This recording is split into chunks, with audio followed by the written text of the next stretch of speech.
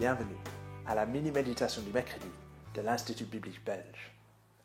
Nous arrivons au véritable cœur de la foi biblique telle qu'enseignée par les réformateurs protestants. Soli Deo Gloria, à Dieu seul soit la gloire. La gloire de Dieu, c'est sa renommée, sa splendeur, la louange qui lui est due. Les réformateurs ont compris que Dieu fait toutes choses pour sa propre gloire. Nous pourrions peut-être penser que c'est quand même un peu égoïste, ça, non? Que Dieu cherche sa propre gloire en toutes choses. Et ce serait en effet égoïste s'il s'agissait d'un être humain faillible et imparfait qui veut que d'autres êtres humains l'adorent. Mais Dieu est parfait, tout ce qu'il fait est parfait, et donc il est juste qu'il cherche avant tout sa propre gloire. Ce serait même une mauvaise chose si Dieu avait un autre but que sa propre renommée et gloire. Et en plus, dans sa bonté, Dieu décide de révéler sa gloire en sauvant les humains pécheurs comme nous. Toute l'histoire de la Bible raconte comment Dieu œuvre pour sa gloire. Le psalmiste dit que toute la création témoigne de la gloire de Dieu. Et la Bible dit que l'être humain a été créé par Dieu pour le glorifier. Mais nous nous sommes rebellés contre lui.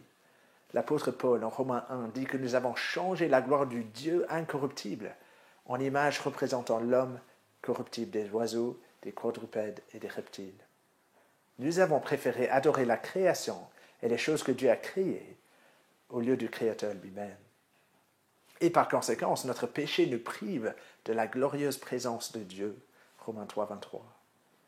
L'homme pécheur mérite la juste condamnation divine, mais Dieu, dans sa sagesse et sa bonté, a conçu un plan pour le sauver sans fermer les yeux sur leur péché. Avec le plein accord de son Fils, il déverse sa colère sur lui lors de sa mort à la croix et offre ainsi le pardon des péchés à tous ceux qui croient en lui. Pourquoi agit-il de la sorte? Pour sa gloire.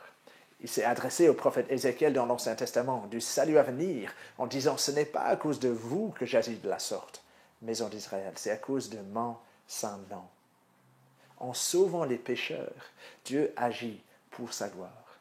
Et maintenant, le chrétien reflète la gloire de Dieu, et Dieu le transforme de gloire en gloire.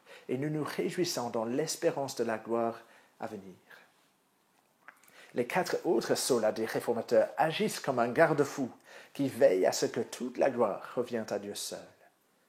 Nous croyons que la Bible seule et non la tradition constitue la parole de Dieu, sola scriptura. Nous croyons que Dieu sauve par Christ seul et non par l'Église ou d'autres personnages religieux, solus Christus. Nous croyons que Christ nous sauve par la grâce seule, sans le moindre mérite de notre part, sola gratia. Et nous croyons que nous pouvons bénéficier de l'œuvre de Jésus à la croix au moyen de la foi seule, sans aucune bonne œuvre de notre part, sola fide. À quoi aboutit cet évangile? Soli Deo Gloria.